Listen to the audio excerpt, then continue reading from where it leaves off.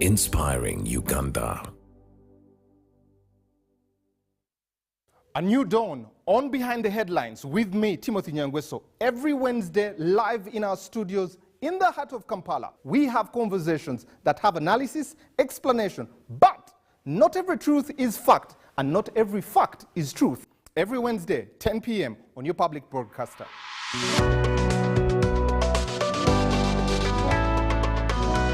All on your public broadcaster, UBC, Inspiring Uganda.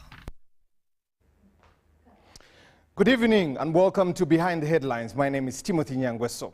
As the dust settles on the two by-elections that have just happened in Oyam, we look at the DNA of our elections, the dynamics there, but most importantly, what does the political sphere look like?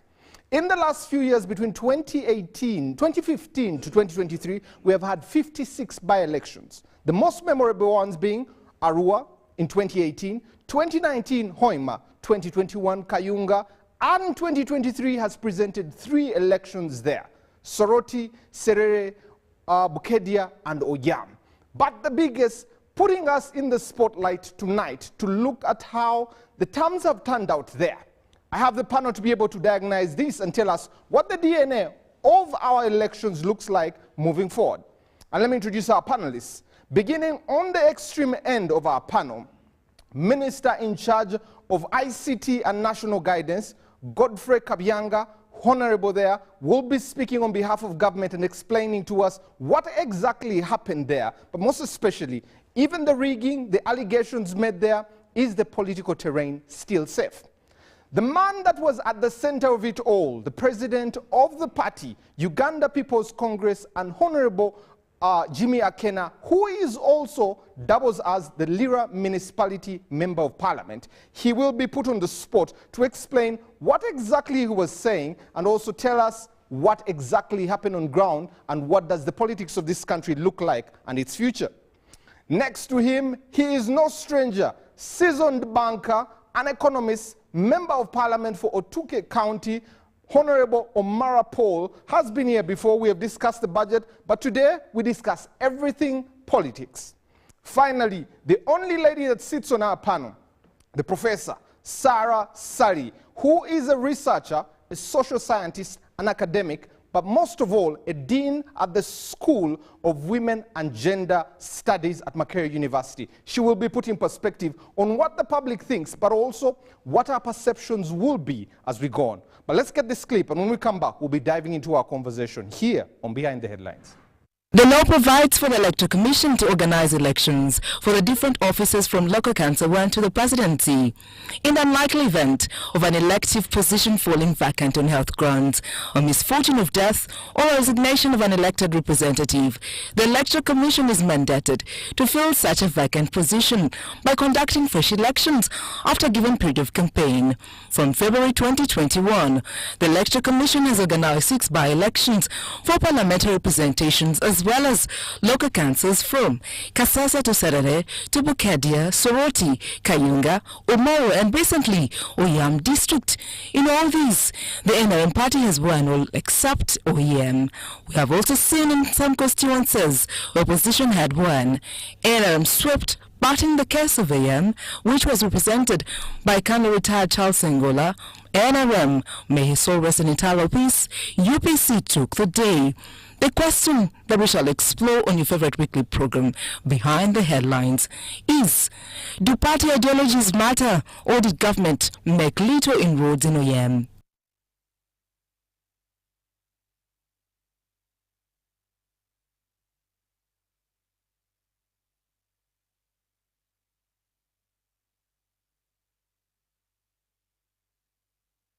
Drop your tweet, UBC hashtag Behind the Headlines, and you'll be part of this conversation. Our number is 0709 60 25 92, doubles both as our text line and our WhatsApp line there.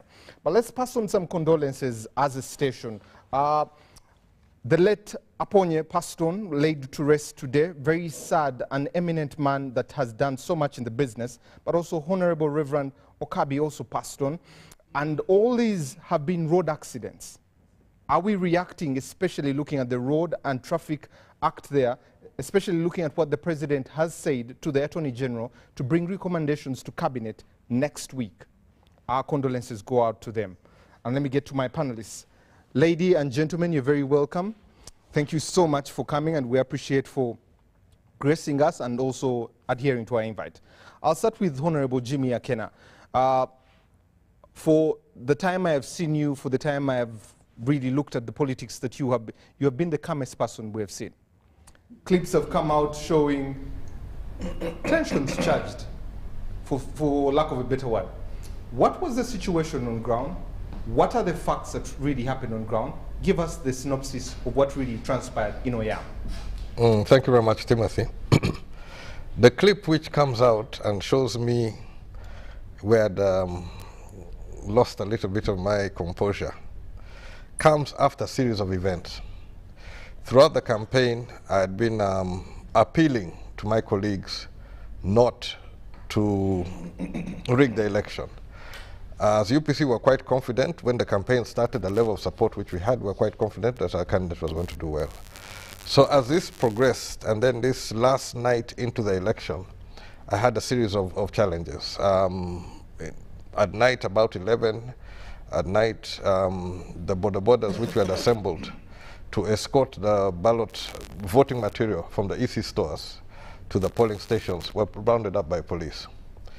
So it forced me to get on the ground to try and clear this. I got there later, I think after 1 in the morning, had meetings with police, and conditions for releasing the motorcycles were difficult. And we had cleared with the Electoral Commission. The Electoral Commission advised us to be at their stores by 4 in the morning so that we can see this process through. Some of the issues which were given was that, why did I bring motorcycles from Lira to handle this one? And my challenge to police was, I've seen a lot of police vehicles here which are not normally resident in Oyam. I saw vehicles from Lira, I saw vehicles from all over the place, vehicles which are not normal for Oyam. At the same time, the Electoral Commission had brought in vehicles from all over the country to assist them in that process. And NRM also had a lot of vehicles from Lira. They had hired 25 drones from Lira plus other vehicles which were moving around. So it was a question of why. And the DISO informs me that they had received reports that I was going to disrupt an election. So my question to them was, why would I disrupt an election which I thought I was going to win? Anyway, by 2 in the morning, we realized that it's not going to be fruitful. So before we went back to base of operations, the base of operations was tear gassed. So we went with the DPC, witnessed a huge collection of vehicles and supporters of NRM in the streets of Oyam at a petrol station which was even closed. Anyway, to cut it short, by the time the voting material was leaving the EC stores, that was the time when the police agreed to release the motorcycle. So we didn't have the full coverage which we wanted. And so by the time around halfway through the voting, the stuffing takes place, which was blatant, brazen, and open. I think I'd reached quite a level, because I had been through so many hurdles where we were trying our level best to ensure that the votes which were cast for our candidate were going to be counted, and that the election is not going to be undermined through other practices. So by that stage, I'd reached a level where you can say the fuse was very short. We were extremely agitated, because the polling station which first erupted was Wanglobo, which had 562 registered voters. The person who demanded to vote he initially asked for 6 booklets, which was 300 votes. Ended up taking 5, which is 250 votes, which is about 40%, slightly more than 40% of the registered voters in that polling station. And in a by-election, you don't expect anything more than 40%. Take them and put them in the box. At that stage, only 16 voters had voted. So you had 16 genuine votes plus 250 votes, which were stuffed. So that is where the cameras catch issues, because things had gone out of hand, and we are definitely reacted to that. And sticking with you, Honorable Akena, today you had a presser and your statement came out, but the one that caught my interest was, we note that the President of the Republic of Uganda, His Excellency Oyam Museveni, acknowledges that the election malpractices that remains very real threat to democratic practices, undermining the will of the people. As UPC, we're going to pursue this matter to its logical conclusion. We need to deepen our democracy by holding free, fair, peaceful elections and devour of malpractices and violence. We wish Dr. Eunice Apio a good completion of the current term of office and service. What is this logical conclusion, and why this presser in this time? Pressers, we always have a weekly press conference, and of course this is a topical issue. The President, starting with Bukedea, has made some statements which I feel that we must take him at his word. He has noticed that there's something amiss in the elections, and the fact that he has made such a statement, I feel within the political sphere, and also maybe under the auspices of IPOD, to really take this issue to its logical conclusion. All of us who have contested elections know that what we go through to protect the vote. All of these issues which you do, the arrangements you make, it's how to protect the vote. It's almost as if that, I mean, you have to prepare that there are those who are going to try to undermine the vote. So you must put in place protections to mitigate, to reduce their ability to interfere with the vote. Now, since the President has noticed it, he has written more than once, he has spoken about it, I feel it is time that we address it. I would love to have an election where you can relax, that, you know, your votes will be counted and that sort of thing, but all of us go through a lot to make sure that the votes are not tampered with. Thank you very much, Honorable Akena. Let me come to you, Honorable Minister. It's only befitting that we come to you on the reflections, especially of both the Bukedea by-election, but especially the cherry that Honorable Akena has spoken about in Oyam. Your thoughts about this, and also we know that yesterday, Brigadier Isoke arrested 8 people on the directives of the President. First of all, I would like to congratulate Dr. Eunice for winning this election. And I think my president put it very clear. He said he was congratulating his allies, our allies, UPC, for winning the election. So I also add my voice to that one of the chairman of NRM on congratulating Dr. Eunice for winning this election.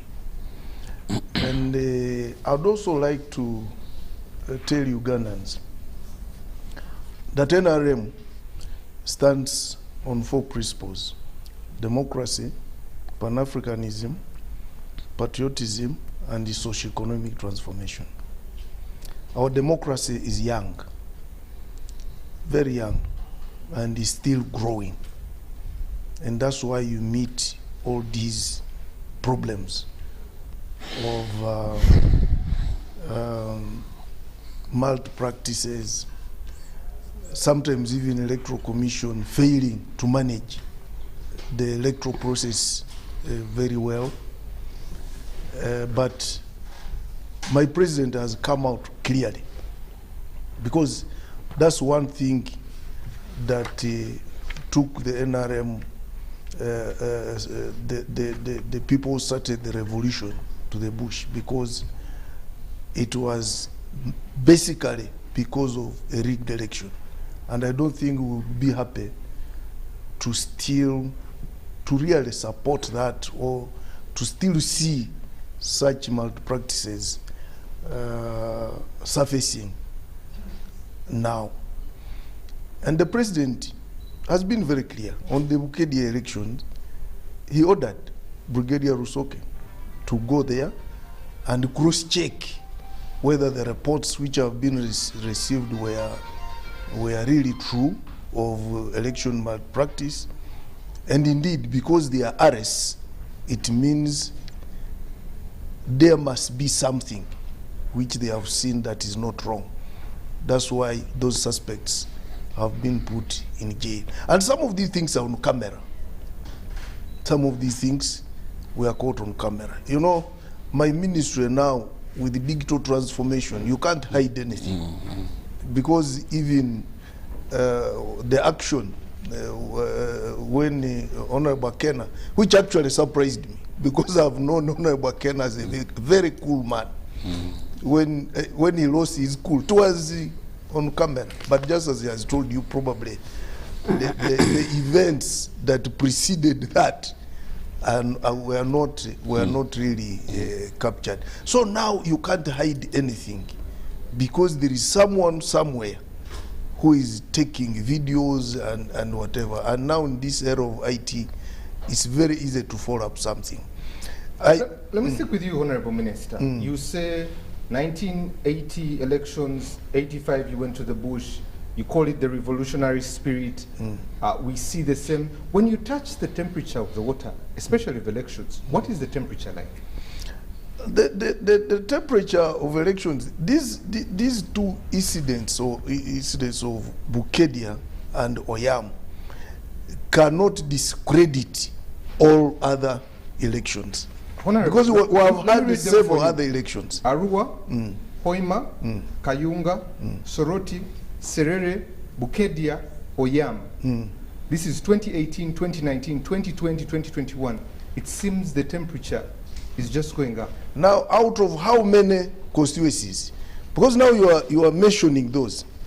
But how many constituencies underwent elections? And what happened? Because we shouldn't just pick a few. Because Oyam is one constituency. Probably Kayung is one district out of 145 districts. So we cannot just make a conclusion based on that. There are elections which have gone smoothly, and people have won elections. I think Honorable Mara went through a smooth elections. Honorable Jimmy has gone through a smooth election. I lost an election, and yet I was NRM, and a strong NRM, and I lost it to FDC. So that one should show you that our democracy is growing.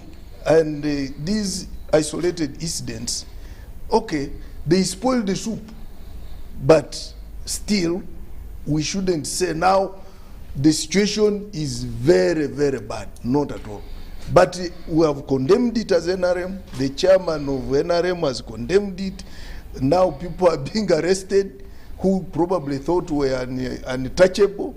And I think even the Oyam incidents, when they are well investigated, people will also be what? Arrested. So let us not think everything is lost. I think here what we should do is, what are the lessons learned? I think that's the most important thing. We have gone through these elections, and now some of these very rough incidents are coming up. What are the lessons? Honorable, let's come back to that one. We want to be able to draw lessons from there. But let me bring in Professor Sali. Professor, you are a social scientist, understanding human minds and our behavior. I'm hoping, and assuming. But Professor, when you look at our by-elections, when you look at our elections as a country, and you look at the dynamics, and you look at the political play field, and you hear the undertones of Honorable Jimmy Akena, especially our offset conversations, what are your thoughts, and where are we going? Yeah, that's a very interesting thing. First of all, I would like to say Oyam was a little bit of a surprise. Not very much of a surprise, but it's one of those places where a son of someone who had just died loses. Because I think for most of the others, they have been winning. And of course, the question has been, why Oyam and why not any other place? Of course, Bukedea had occurred before, and you know what has happened in Bukedea. And Oyam had been an NRM, okay, not historically, but the person who passed on, the late Kano Engola, was on the NRM ticket. And it's not 2 years since he was voted in. So it's like, so what has changed so fast? And even before the elections, we were told 900 UPCs had crossed. So if 900 UPCs had crossed to the NRM, then it becomes a little bit shocking that, that what we saw in Oyam happened. But of course, we know the numbers are bigger, is 16,000. But maybe what could have occurred, we definitely saw two videos, those of us who were not in Oyam. We saw the video where Honorable Akena was involved with my brother. Then we also saw another video where a polling officer was talking about what had happened and to the 5 books of the ballot papers. And it became also strange in that, for one reason, you didn't see a lot of the NRM machinery campaigning in Oyam, okay? And we were left wondering, could it be because probably they already had a majority in the House, and so probably there was no need? Could it be that because maybe there were too many NRM candidates before, and when one emerged the winner, the others shunned and went to the other side?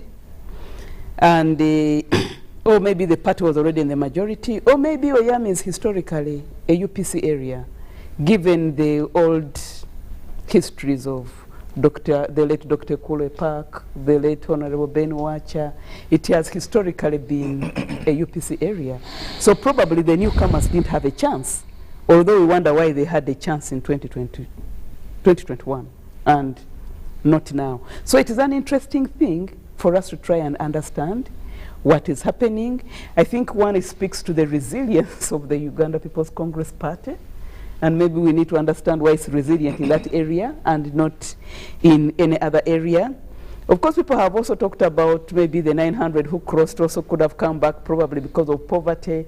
But it's a little bit strange. I mean, that has been countrywide. In some areas, it has turned out different.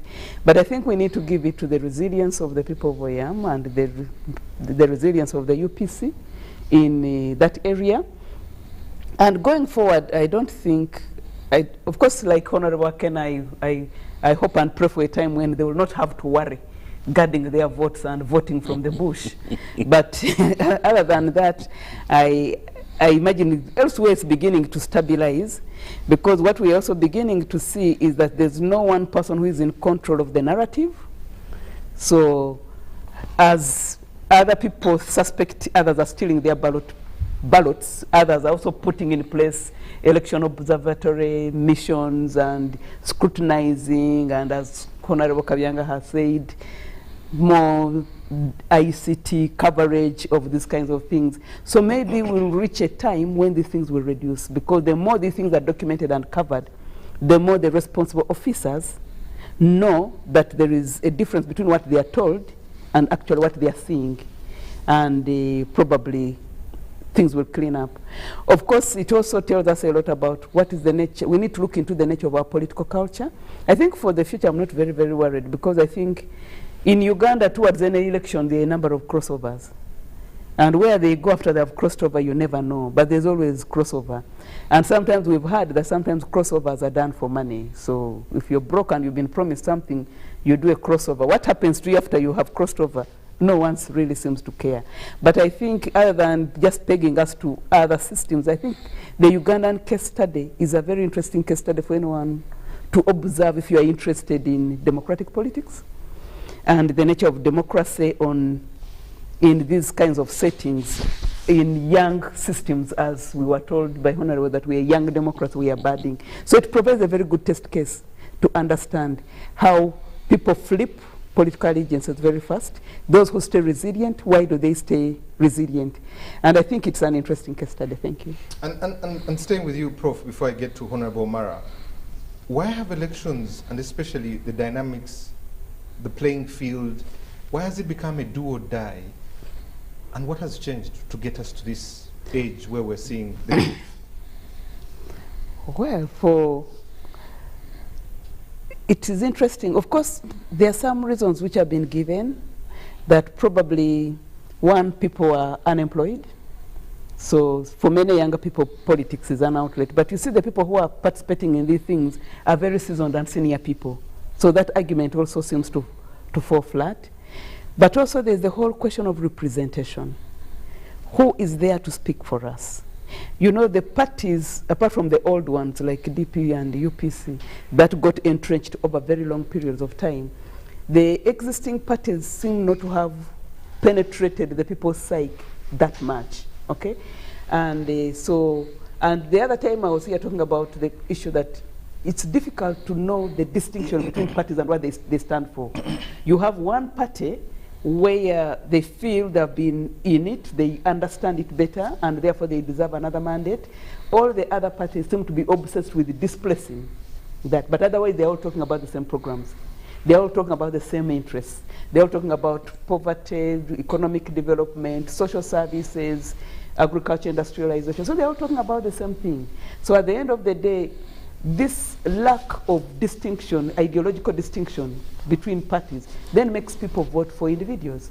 So people vote for those they really want, or those with whom they have a relationship, or those with whom they understand.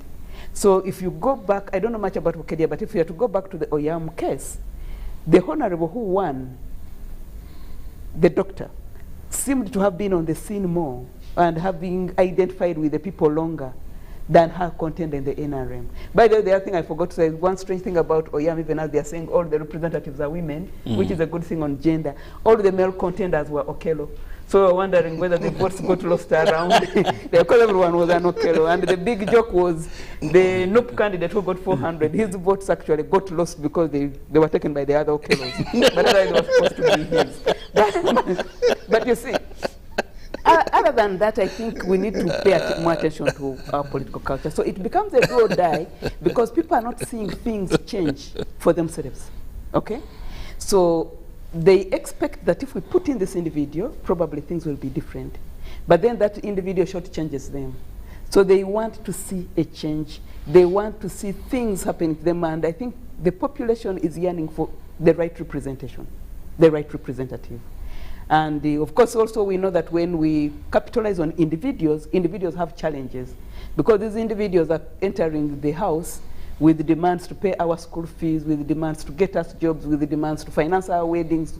So it becomes a challenge. And that's why for people who come in from parties that are not NRM, maybe we need to also celebrate them, because surviving there when you don't have the state machinery is a very big challenge. So thank you very much, Professor, and especially on the political culture. Honorable Mara, I'll bring the economics later because it's something that Doctor has hinted on. Yeah. But you're reading especially of these two by-elections on the elections, the dynamics, and the political field. Thank you very much, Timothy. Normally they say leadership is a very challenging thing. It comes with responsibility and accountability at the same time. Most of the chaos normally happens in a by-election. In the normal election, things tend to be very smooth.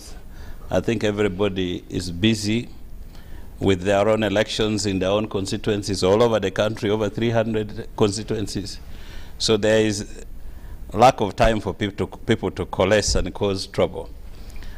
I would want to submit that I see a tendency, mainly within the ruling party, where when there is a by-election, there are certain, how do I call it, individuals in the party who would want to make sure that the election is won at all costs, regardless. And that is really totally misleading. And that is where now, when people fail to convince the population, then they said, okay, the alternative we have is we have the instrument of violence. We can then use it to secure the vote. And I think as leaders, we must be very careful. And that's why I've said it comes with responsibility and with accountability. And especially for the ruling party, where people feel like if we have been sent to go and canvass for the votes, if we come empty-handed, how do we report to Muse? But fortunately, Muse is now saying, if you go there, please go and, campaign on the backdrop of the success stories of NRM government. of what we have been able to achieve as a party. Because you see, when you're elected as a party, there is a manifesto and there's a programs to be achieved, which is rolled out across the country. Now, if the leaders don't take responsibility to be with the people, to make sure that the government programs are implemented and impact on the economic life of the people, if there is a by-election and you go back and you have nothing to show for the time you've been there, then the population will say, wait a minute, we elected so-and-so to represent us, to come and implement government programs or to represent us, has not been able to do it very well. I think let's turn politics into a competition of ideas other than a competition of violence. Because it's only the state that holds the instrument of violence.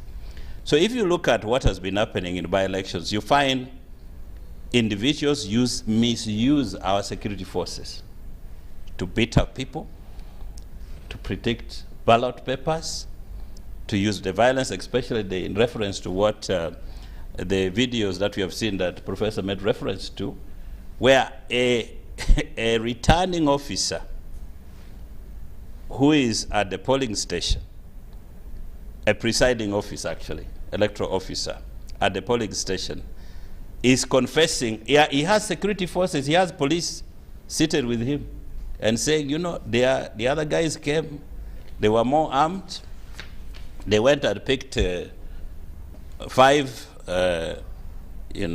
sets of ballot papers, sat somewhere there in the open, protected them, and brought them here. So even the policeman who is supposed to safeguard the sanctity of the polling station is powerless. Then what kind of country are we having? So I understand now carefully why the president is disappointed and is angry. Because you see, he's the one who is the president, and some of these things are being done by party members. So which means if you resort now to use the instrument of violence to secure a vote, it means as a leader, you have not been able to explain the government programs and implement them in the population. You are actually now being used as an instrument to disenfranchise the population. So the idea of winning at all costs to impress the leadership, I think is really retrogressive. It would bastardize our democracy, which the minister says is still very young. I think every other person who has gone through an election, you really, after working so hard, you really don't want to see somebody coming with a gun and coming to usurp and take away your victory. That's what made people angry. The president said, that's what made me to go to the bush in 1980. So if it's presently happening under his watch, I don't think he's amused. And so I think with the actions which is being taken, and I think everybody within NRM or even within UPC should know that the issue of violence during elections and election stealing is not going to be tolerated if action is taken. And I think the most important thing that we should take note of, I think maybe the CDF and the police chief, Inspector General of Police, I think should pass very clear instructions to our security forces that they should never be allowed to be misused in our elections. Recently, we had an election in Kenya. It was very intense. You know, it was too close to call. The parties were neck to neck, but you would hardly see a soldier or a policeman interfering in that election. But here we are going in for a constituency election. Then the entire soldiers and army is in the territory to cause mayhem. So when are we going to really work on the young democracy and make it better. Because me, I believe every electoral process or electoral cycle, we should be better than the other previous election. We should have learned something and improve on the fragile democracy so that we move forward and become better and better, not become worse and worse with violence. And Honorable Mara, Yes. before I get to Honorable Akena, how did we get here and how sustainable is this machinery that we're really oiling? I think we tolerated a lot of this violence. We tolerated, maybe when you tolerate it once, you think, okay, maybe this is a one case or another one. And everybody now sees, because human beings study, we also study the leaders. If your child sees you as a dad, today you have done something which is, in his view, unacceptable, but you continue to do it, then the children begin to say, okay, I think this is the way to go. But doesn't it also come with the commercialization of the electoral process and politics? Absolutely, Yeah. absolutely. So we tolerated violence because there are people in this parliament of ours who have also secured their victory using violence. And money. Yeah, I remember Western Uganda, there are people who are walking with the guns, really.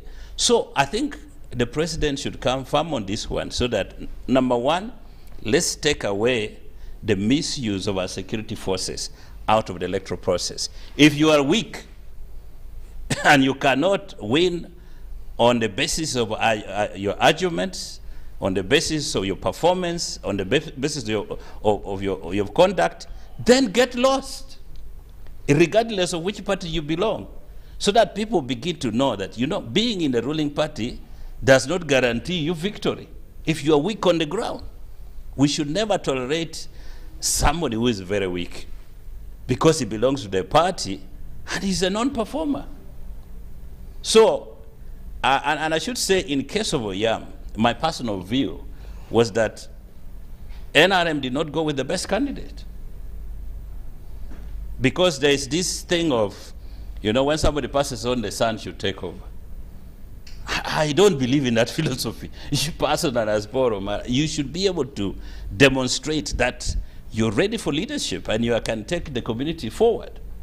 And so you had this wide range of candidates, but because we are still with emotions, we said, okay, let this person go and complete.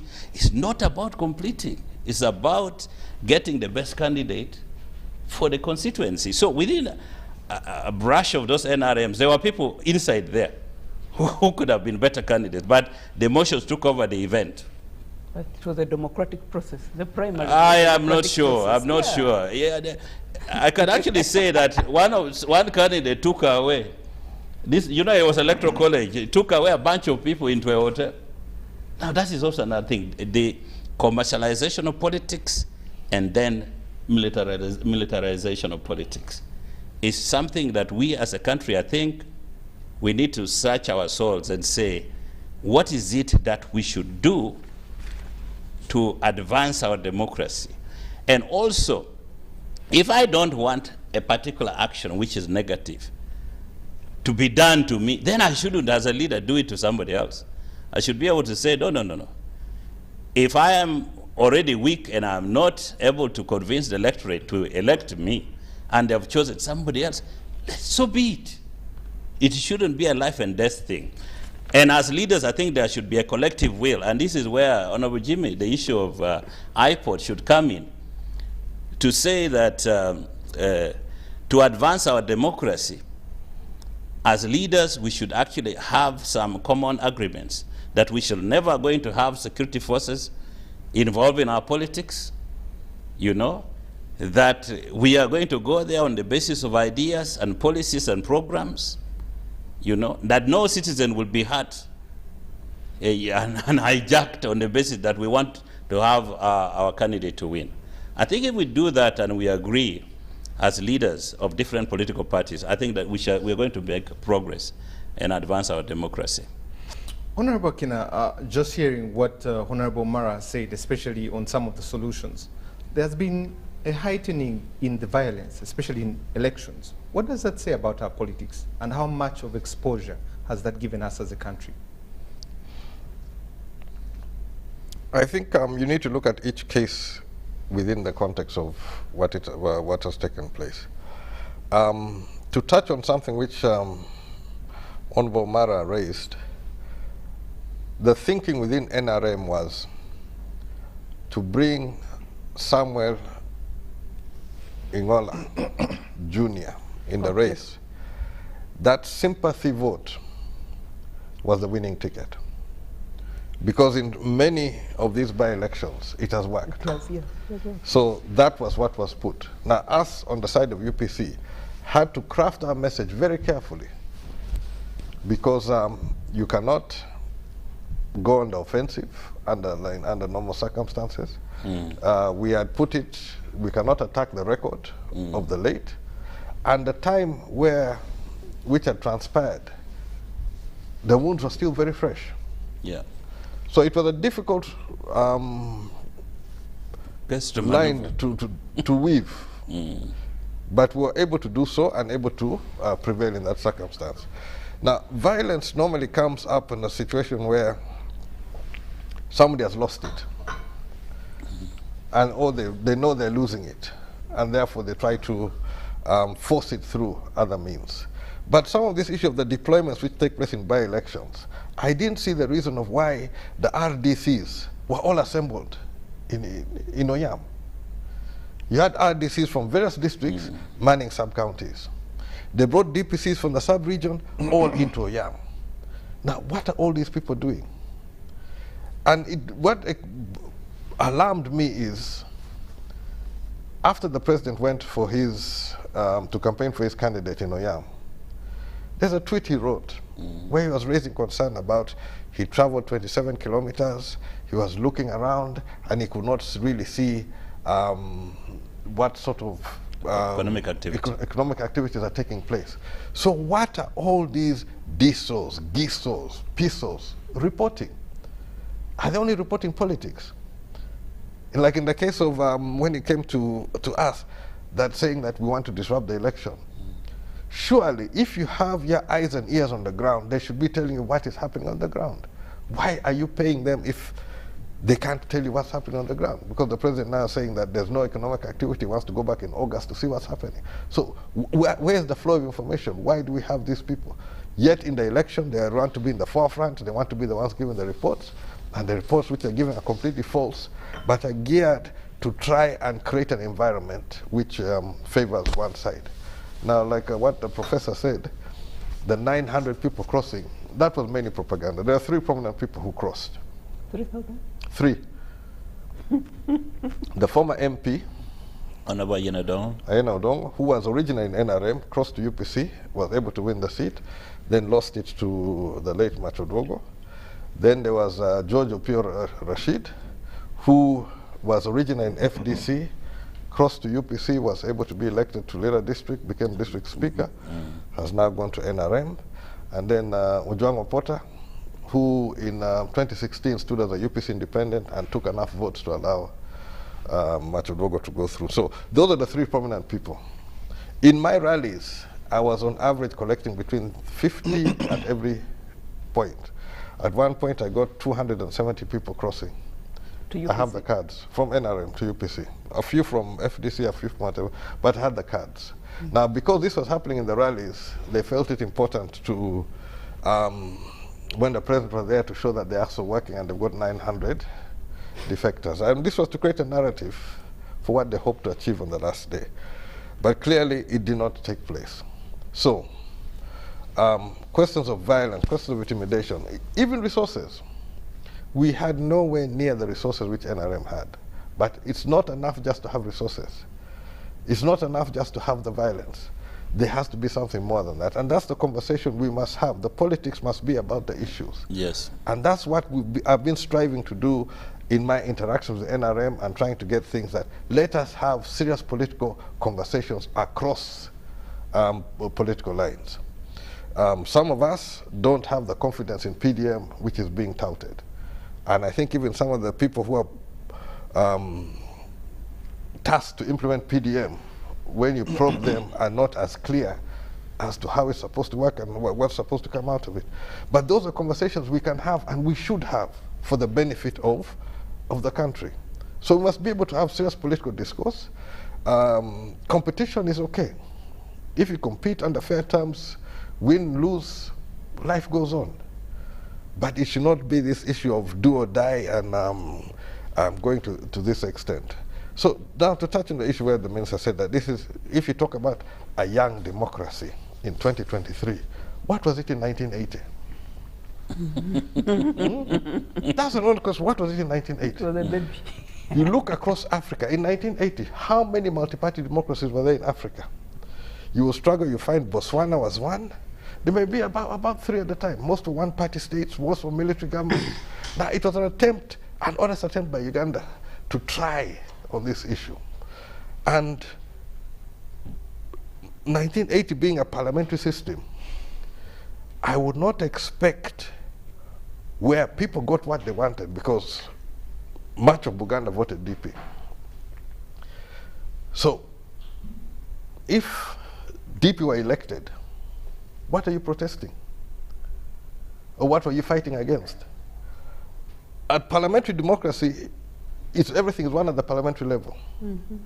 The ones who are disenfranchised are the ones who should be at the forefront of the fight. In Luero, it was DP. DP swept it. So what was the problem? The problem is bigger than that. We can obscure it to say that the 1980 elections were rigged, but it is more complex than that one. And that is my honest point of view. And I'm prepared to have that conversation with any political player. But let us find a solution which is not going to work only for today, but it should be able to work for posterity. For the sake of the future of Uganda, let us find a democracy which works, where we can have mutual respect across board. I hold my positions, you hold your positions, and let's try and find a better solution for Uganda. Honorable Akina, you said there is a problem. What is that problem? Because as long as we don't face head-on to the problem, we don't know what we're dealing with. Diagnose the problem for us. Paul mentioned it, winning at all costs. Commercialization. Where somebody has decided that I must win. Irrespective of what happens, whether I have the message, whether I have the solution, I must win. And everything is put in to determine that outcome. Not respecting the decisions of the people, not being able to present something which is tangible, which is acceptable to the people, that is where a lot of the challenge is. So in this particular case, going back to Oyam, it was believed winning formula, bring the son of the late, it should work. As UPC, we sat down, we thought through it, and we came up with messages of how we can market the strengths of our candidate without attacking or going into this other issue of whether the son should be there or the record of the late. We marketed our candidate. We avoided this issue of attacking, we avoided whatever, and were able to prevail. The key thing along the way, we saw the ground, the level of support. The main thing was now, how do you guard against elections? And that's why I'm raising questions. What are all what would the RDCs go to do there? What were these DISOs, GISOs, PISOs doing in this process? They are part of the problem of undermining elections. Because to be able to do the sort of things which were done in Bukedia, which were attempted in Oyam, you have to be within the instruments. You have to have some level of control of the instruments of power, which opposition don't have. And this is why I disagree with the president, and I wish somebody could tell the president the truth. It is not opposition who tick, who rig. In his tweets, he has mentioned that the opposition have been the ones, especially around Kampala.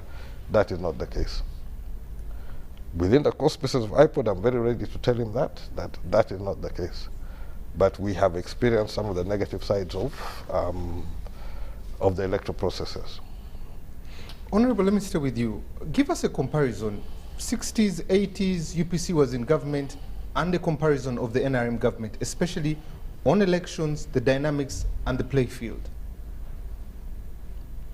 In 1980, I was a teenager, but I was involved in the campaign materials and the like. There are areas where I saw the massive support which the party had, and the patterns, the voting patterns were not strange. There are some areas where there could have been some questions raised. But it did not make sense that an area which voted effectively for the opposition at that time, DP, would be the area where the rebellion took place. West Nile, there was a bit of an issue around that one, and there was some conflict which arose, not directly connected to the election, because that conflict had actually started before the elections. So a direct comparison, you're looking also at different systems. In the 60s, in 1980, we had a parliamentary system. So the party with the most parliamentary seats, majority is the one which forms the government. Mm-hmm. Since now we have a presidential system where power is concentrated in the presidency. So it's a complete different dynamic. But how are we going to address it? My take is that we need to keep on improving, we need to keep on pushing. Where we have problems, raise it and address it, that in future we can have freer and fairer elections. At this moment, there's a lot of involvement of some of these agencies in the electoral process, which does not augur well for the development of the democracy.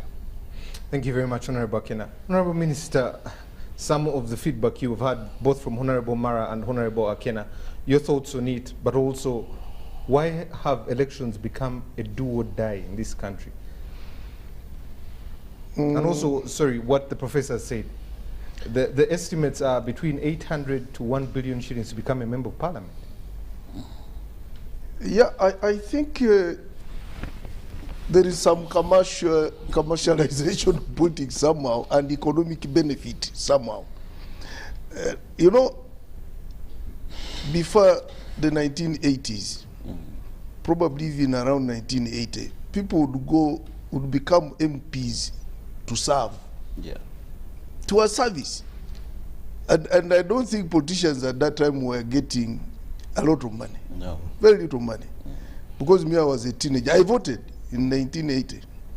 I voted. And even NRC, even the debate was totally different. You'd see people coming to NRC to come and do what? And serve. I listened to people like Mama Cecilia Ogwal, Doc Nechon, Ben Wacha, Maratubo. Exactly. You'd just see people who have come to Parliament to serve. Not a lot of money. But right now, Timothy, there is some economic benefit in the Parliament. And therefore it has now become a job. It's no longer much of a service. Very few people, we still have parliamentarians who have come to Parliament to serve. But now you see this issue of do or die is more or less now sort of a job. I must go to Parliament to go and earn the money which is in Parliament. But unfortunately, people are not calculating properly. They are spending a lot of money, and when you reach there, the money is not there. I have been a local government leader. You just see someone spending around 1 billion to become a mayor of a municipality. A mayor of a municipality. And the salary of a mayor is 1 million shillings per month. So you fail to understand. Now, eventually, that's why you hear there are wars now in the municipalities, mayors and town clerk, over contracts. Because someone is trying to see how to recover their money. People have sold property to even become LC3 chairman. Yeah. And a salary of an LC3 chairman is 300,000 shillings. Now, eventually, the LC3 chairman and the sub-county chief are in wars. Utilization of road fund, the chairman wants 10% because they have already sold property just to look for those jobs. So there is that thing that Parliament, now there is money, I should go there, and therefore it is a question of do or die. That's one That's one of the aspects. Then, just as I've told you, people have sold their property and put it in election. So you start thinking about the property you have already sold, and then to lose that election, you can even kill someone. You can even kill someone, and it is it is something which is now evident. But me, I think if I go back to what my honorable colleagues and professor have been discussing, this issue of RDC's security, sometimes it is in goodwill. Because when there is an election like that one, and when the election is only one, a by-election, collects everyone. Just as Honorable Mara said, in general elections where there is election everywhere, yes, everybody is busy. But now you can see the whole the whole leadership of UPC was on Oyam. The leadership of NRM was in Oyam. Yes. The leadership of NUP and the leadership of FDC. And all of them with different characters and personalities. Yes. So government has to boost what? Security there. That's why you meet all those DPCs around are collected, all those RDCs and DSOs. Okay. They are collected there to really provide security and to ensure there is law and order. But what I condemn is that they do what they didn't. They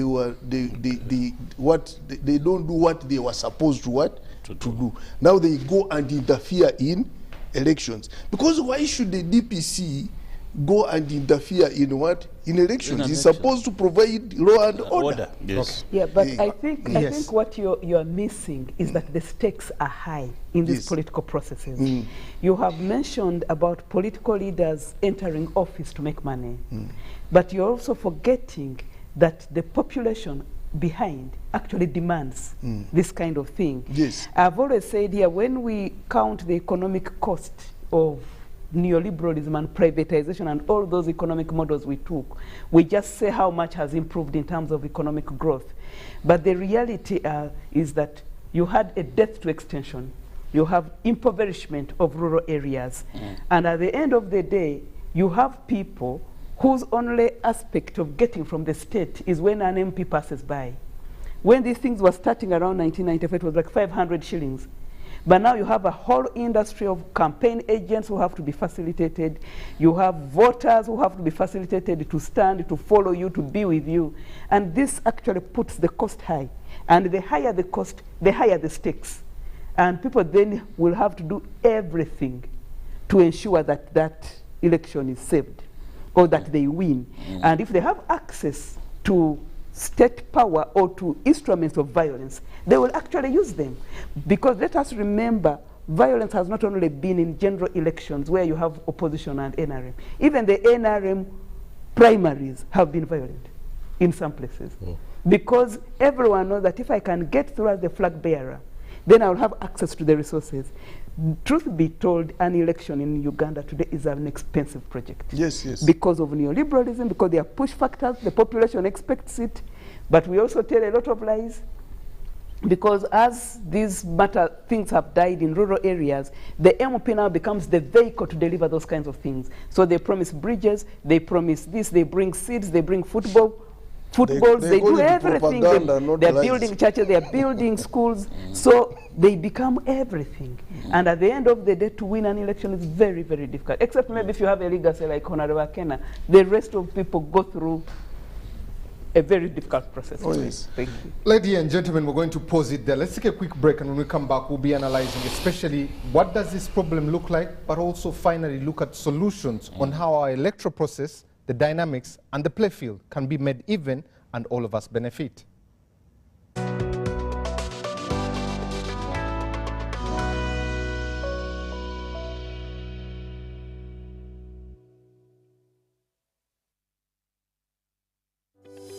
These days, our homes are no longer just the places we live.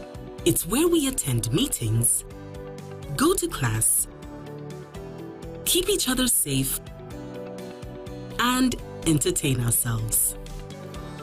To do this smoothly, you need a reliable internet connection. Buy the MTN WakaNet router, which connects up to 32 devices and gets a free 40 GB data bundle at only 149,000 shillings. Or buy the MTN WakaNet MiFi at only 75,000 shillings and enjoy a free 15 GB bundle to stream, study, work, and play on the go.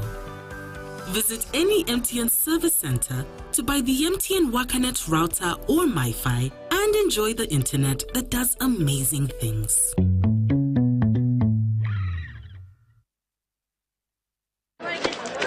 Juko. Yo. Check the shopping, man. What's your secret? Haven't you heard of the parish development model PDM? Yes, I did, but I thought it was just a talk. No, Sebatia. It is real. I and a few friends together formed a circle, accessed money from the PDM, invested in a portrait project, and now things are moving. Juko. I thought I was one of your friends. You are. But you left me behind. I didn't leave you in poverty. What you do, just visit your LC2 chairperson and your parish chief and start the process of economic transformation. Just like that. Okay. The parish development model is an initiative from the government of Uganda through the Ministry of Local Government designed to transform all lives of Ugandans for the better. PDM, my parish, my development, my life. Are you tired of high fees and slow transfer time when sending money? Airtel Money is here to revolutionize the way you move your money. We have revised our rates back to ground. Sending money from Airtel to other networks in Uganda, East Africa, and to the rest of the world has never been more affordable. Dial *185# and start sending money. Switch to Airtel Money today and experience unbeatable rates and top-notch services for all your local and international money transfer needs. Airtel Money. Instant, secure, borderless. In fulfillment of the Constitution obligation, which mandates the state to make reasonable provision for the welfare and maintenance of the aged, the Ministry of Gender, Labour and Social Development is implementing the Social Assistance Programme for Empowerment, SAGE, designed to provide income security and reduce poverty among older persons. Over 300,000 older persons in 146 districts in Uganda have benefited from the grants. The income security has made life better for eligible older persons aged 80 years and above, registered with the National Identification Registration Authority, NIRA.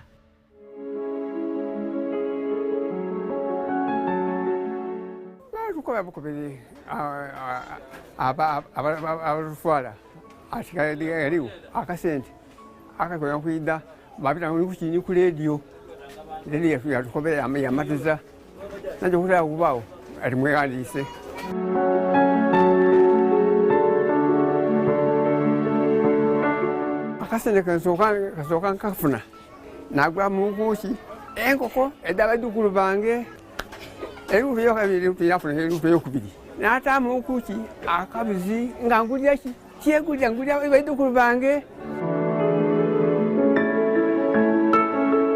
ndikole government enambi mubukewuno empeku iki akasente nganule mungushi ekyokulya ekyabedukulu bange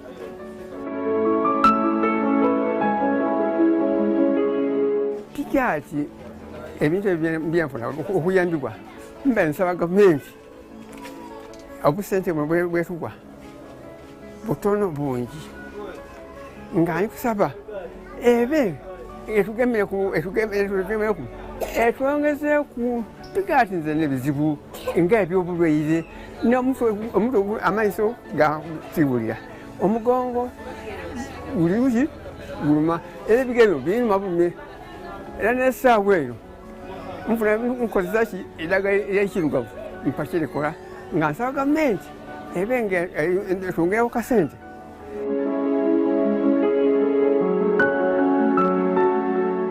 Ndikusiima gavumenti ebisolo bwe yalambala n'alowooza ati bejja okutwala kambafune kuyo obuyambi nga kikoze ki kitumusabye kyaba kirowoozo kye kyamukulu waife atutwala.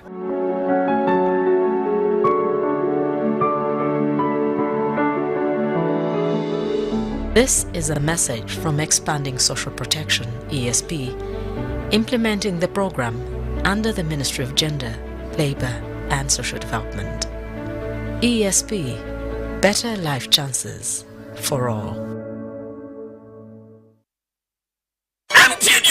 Uganda waranchi batusako manramechi konatela tekomuseko season yakuna savu July kuma mal papa's hall usasule kwa MTN mobile money usasule gumu chitundu MTN usasule nega komitano iga sistemu kagatano stamu enda munana hasha kwa MTN ufune tiketi yokati wabula kumulyango usasule mitwale ibiri yepe mitwale tano ate meza ya milioni biri munana July kodi ni hotel mkono mwenda July Nikan Resort Airways 15 July France Africa Jinja Abiri July Maria Flema Saka Abiri Mwenda July Afro Club Eka Sangati ate yoyo noku yingi na mutualo wafujini dwa musente Talent Africa Victoria University Suzu Property Consultants Pepsi Max Uganda Warranty ne MTN.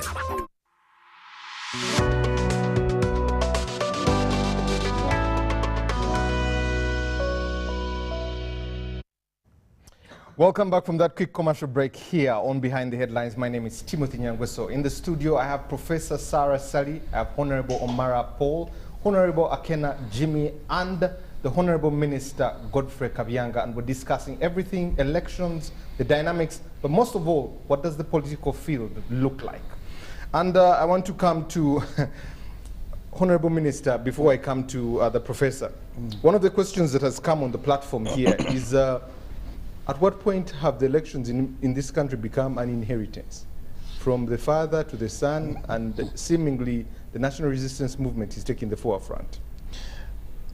Me, I don't see that as a problem if the son succeeds the father, so long as the son is capable. Because a son is also a Ugandan, so long as the son is capable of succeeding the father. Honorable Kena is here. Took over from the father, and he's leading UPC. He's leading UPC very well. So he seems not to agree. No, he took over. I think he took over from the mother. The mother took over from the father, then to Honorable Kena. And I have to say, he's leading UPC very well. And therefore, the issue of inheritance is not the problem, so long as we have gone through elections. Because if the people of UPC can elect Akena as president of UPC, there's no problem. Because a son shouldn't misjudge. You cannot cannot punish the son because of inheritance also. So me I don't think that is the biggest problem. I think the question here for the person who has sent it, Paul says that this inheritance of political spheres should not be on sentiments, it should be on ideas. I think that's what Honorable Mara was alluding to. Exactly. It shouldn't be on sentiments. It should be on what? Ideas. And that's what I'm telling you. If the son is capable of taking over from the father, then let us not put in sentiments. So long as the idea, he has ideas that can be articulated. So we shouldn't put in any sentiments. But my only problem is where people think it must be the son to succeed the what? The father. You say he must complete. Yes. What is he completing? The term. Honorable Minister, maybe to put it to put it in a similar way, it should not be the son to win at all costs. Yes, yes. The son should go through a democratic process. Exactly. Must demonstrate leadership and support. Exactly. Through a free and fair election. If he wins, so be it. Yes. But you should not rig the process. No, no. Rig the process, you know, shove everybody off, and then you say, now you can walk. No.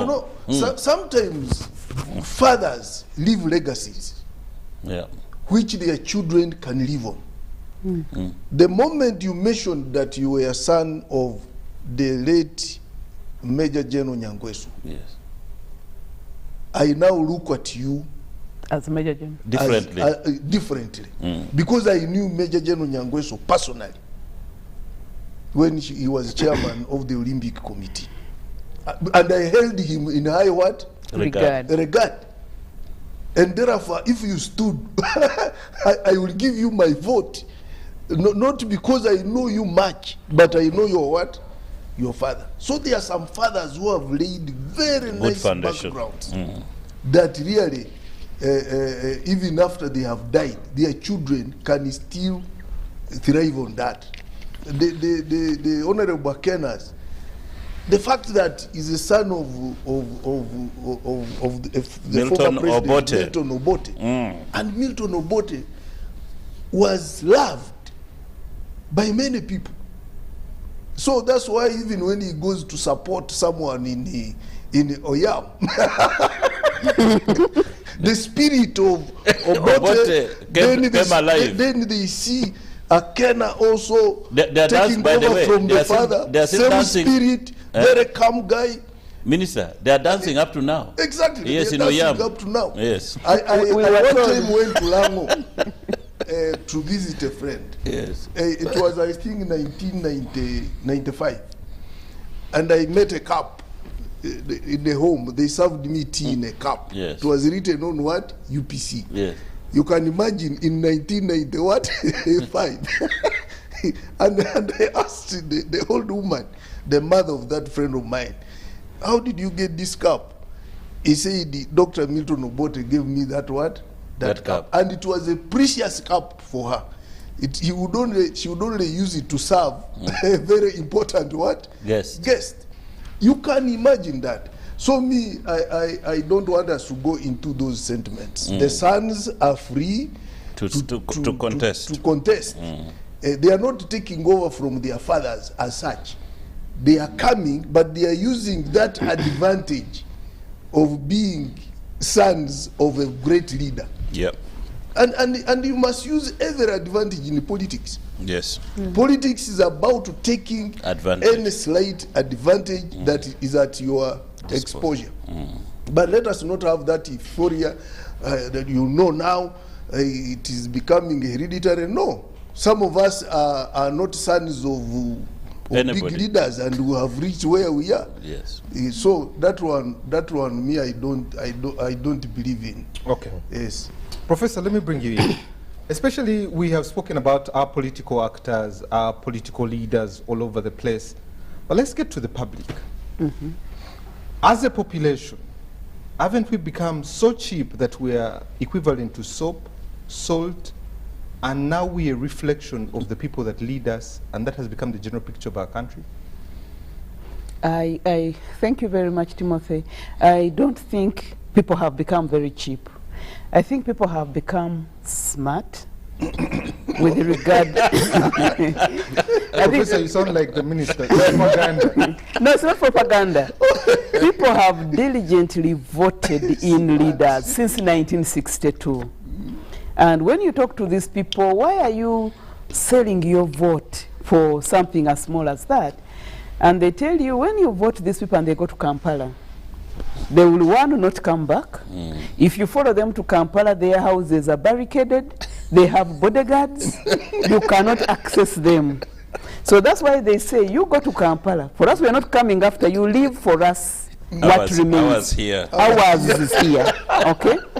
But as I also said, that when you have rural areas starved of development, okay, then what are the people left with?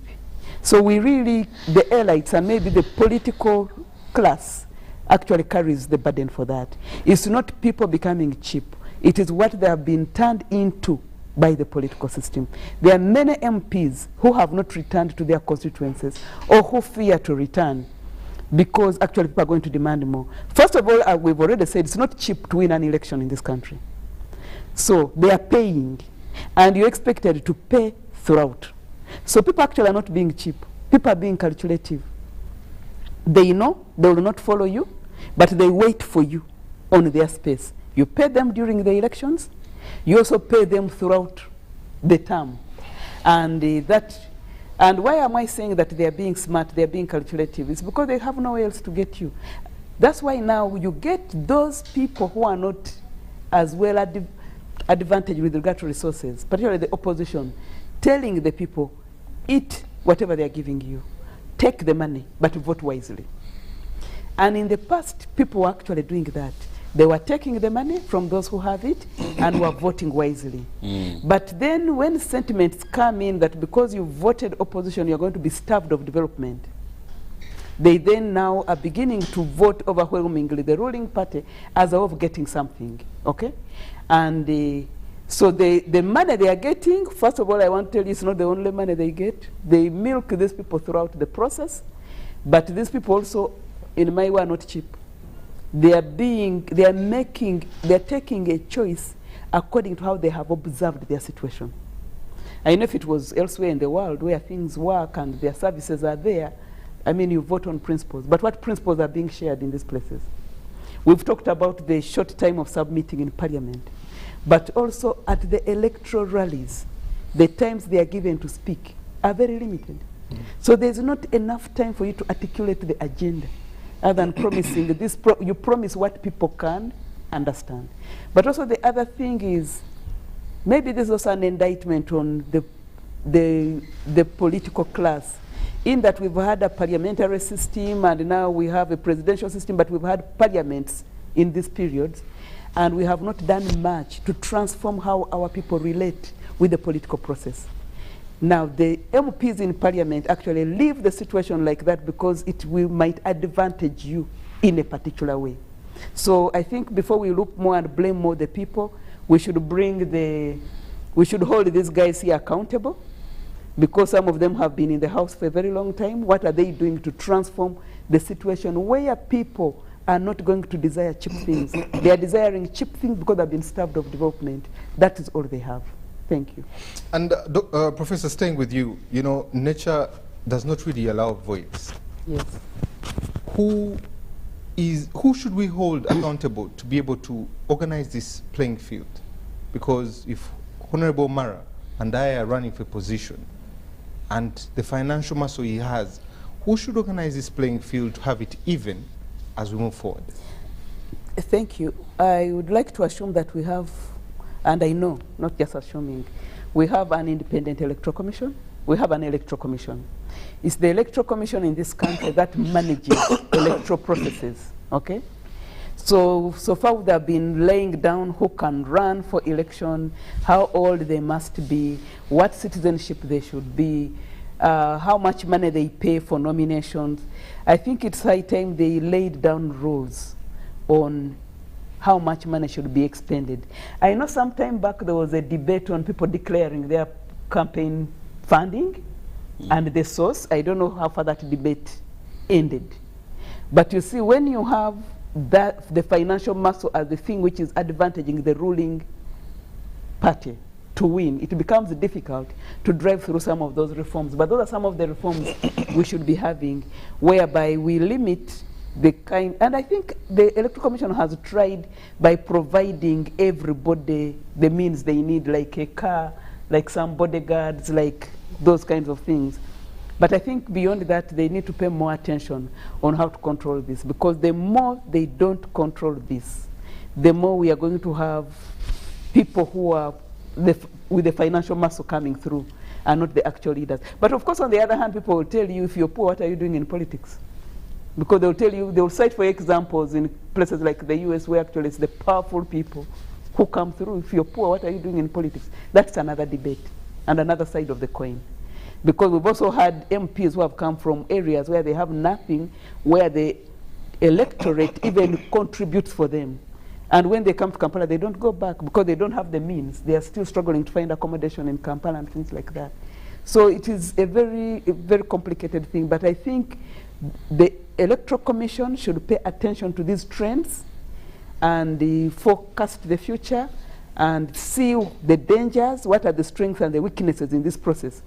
Where is the richer person to take the vote and address it. Otherwise, it will become very precarious for this country. Thank you very much, Professor. Honorable Mara, you were here, we discussed development versus debt.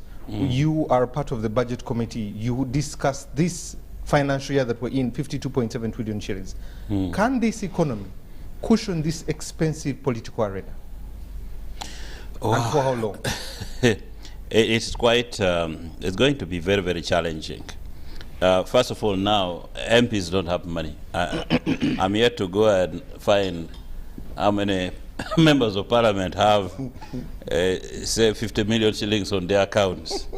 And you have just talked about saying winning an election requires 5 billion. 800 to 1 billion. 800 to 1 billion. And I'm told in Western Uganda you must have about 1.5, 2 billion. 5 billion. 5B. So where are people going to get this money from? Unless you're a thief. It's impossible to get that level of money. But that is where we have taken the elections in the country. The economy cannot support this thing unless you're doing very big business, unless you're in a position where you're stealing money. It is impossible to spend 1 billion shillings or more in an electoral process, or unless you offload an asset. So I hear about these things and I'm just saying, my goodness me, where do people get the money from? So as I speak now, the members of parliament are highly indebted.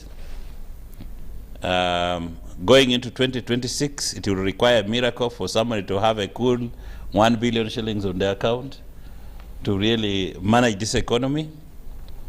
It's going to be very tough.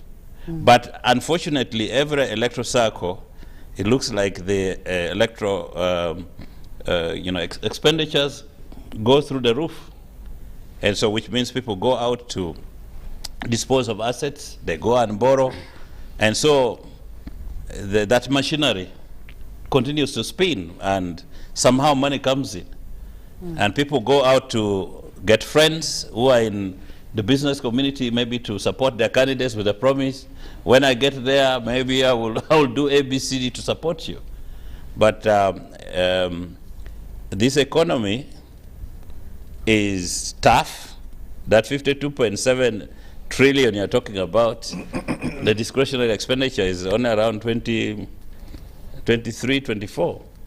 So which means the fiscal space is very small, and that is going to be reflected at the micro level in our individual pockets. So it's going to be very, very challenging when I look forward into 2026, unless something happens in the next 3 years. But it's still a very tough environment.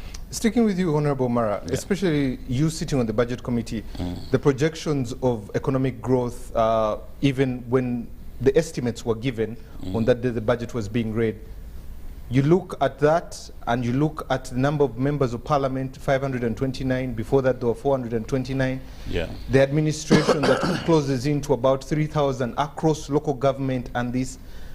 If we get into this electoral cycle and also look at LC1 and LC2, which somewhere in the corner could not happen, what is the public supposed to do, especially in the desire to have services delivered to them?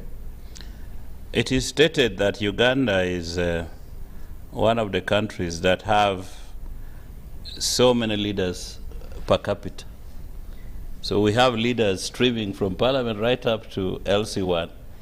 If you look at the number of leaders governing the population, we are really too many, exceedingly too many. There is an idea being mooted in parliament that actually we should cut down the number of members of parliament, and also maybe also reduce number of districts. A good number of MPs say it's a wild dream. At a personal level, I'm willing to support it, to reduce the number of MPs from 529 maybe to 250. Then we can redemarcate constituencies. Honorable Jim, I don't know whether he will support, because Jim, even if you give him Lira City and whether Lira City West or Lira City East, he will win it. so he should support me and the move of the motion basically to reduce the a number of members of parliament. But that aside, I think we are too many leaders. This economy cannot support that level of public administration. No wonder today we are discussing the matter in Parliament, where LC1s and 2s have all expired across the country. Now, the only fortunate thing is that they are not paid as much, regardless of the number. They are not paid much money. People are only paid bigger money when it comes to the ones who live in Kampala. But down there, even chairman of a district gets what? 1.5 million. Yeah? And LC3, you have said 300. But because of the number, maybe the numerical number, it is still vast. We need to find ways of really lowering down the size of public administration. Thank you very much, Honorable Mara. Honorable Akena, you talked about the presidential system, the parliament system. Is there a fault with the system we have, and what's the difference between the two, and what model would serve us better as a country, especially looking at the growing democracy that the Honorable Minister has spoken about? As a personal preference, I prefer the parliamentary model. In that parliamentary model fosters for political organizations to become more coherent and to have a common agenda. We've had issues here where something on disagreements, people are summoned to State House and matters are resolved in State House. In a parliamentary model, those matters will be resolved in Parliament or across party lines. And where you don't have a majority, there are going to be situations of coalitions. And you look at some countries where there's not been a majority for a long period of time, like Israel, although they keep on having elections, they have some system which moves ahead. Now, you imagine if you had a radical leader in Israel who has the authority of a president, yes, you will find that the consequences can be quite drastic in such a situation. But it has a way of tempering issues. But to go back to a matter you touched on earlier, I have serious disagreement with the figures of poverty in Uganda, where you raise the question that are people selling their souls for salt and for sugar, and I mean the small soap and like during elections. But when you touch on something which is key and critical, like education, what are we putting in UPE? Right? I don't know whether the figures would have changed from it is now 20,000 shillings per student per year. Before it was officially 10, but effectively it was 7. Yeah. But if you're saying that there are parents who in 2023 cannot afford 20,000 shillings for their own child, then we have a crisis. In a whole calendar year, 20,000 shillings. That is a very, very serious crisis. So, such a person, a bar of soap, is going to be something quite important.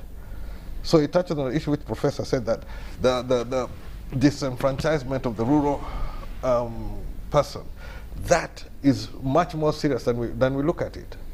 It is a much bigger problem which needs our attention. Because ask anybody across board on your expenditures. Education is top on most budgets.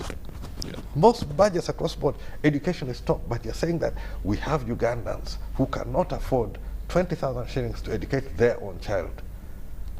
This is not somebody else's child, your own child. Then we have a problem. And that's why I raise this issue that there is something which we really need to address. What is actually happening in that rural economy? Therefore, that's why issues of how to increase the incomes, PDM, I have my doubts, but there's a big problem. There's a massive problem which needs to be addressed. The polling station where I had the altercation with Tango Doi, I had campaigned there during the campaign, and they informed us that that school had 3 Division 1s in the last PLE, and it was a big thing, right? 3 in that rural school. In the city, municipalities, because we've been allowed to charge some small fees from the time when UPE was in, because the argument was that schools in towns have water bills, electricity bills, ground rent, you could charge something. Now, when you compare the rates, it's not unusual for a school in the municipality to get over 200 first divisions. But rural schools, you're getting 3, and 3 is a big thing. The reality is that if those kids were given the opportunities and had access to the education which other kids have, there will be many more Division 1s. It's now the question of access. So are we not condemning some of our rural population to get stuck in that environment by not providing them with the tools which can put them into a different light? So rather than look at it that people are selling their souls, we need to address that. For the future of the country, it's very important that we address that issue of, can we give our children the right knowledge and skills which will make them productive in the modern society? And then on the issue of the cost of campaigns, it's come to a point where the system is going to collapse on itself. Already it's reached a stage where it is not quite sustainable, and now we're getting to figures of the billions to run a parliamentary seat. It is not going to be sustainable. You can't raise the funds, you can't recover the funds, and you also become the face of where government has failed to provide services. Majority of members of parliament are providing ambulance services, they're providing funeral services, they're providing water services in the constituencies, which is not sustainable. So members of parliament will put more demand for more resources to do this one, which is not sustainable, but we need to address those issues. Those are real issues which need to be addressed.